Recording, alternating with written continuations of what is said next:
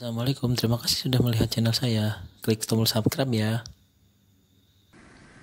Assalamualaikum teman-teman. Di video kali ini saya akan membuat obat batuk berdahak atau berlendir yang berfungsi untuk membersihkan muskus atau lendir dari saluran pernafasan. Sebelum lanjut, klik subscribe dan bunyikan loncengnya agar tidak ketinggalan di video berikutnya ya.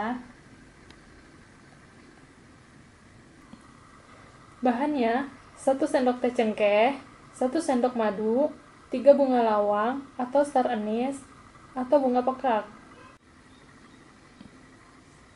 Cara membuatnya, masukkan 1 sendok teh cengkeh, 3 bunga lawang, kemudian seduh dengan air panas sebanyak 300 ml.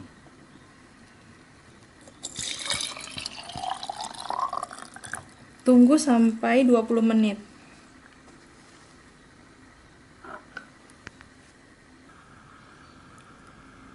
Setelah 20 menit, tambahkan madu murni.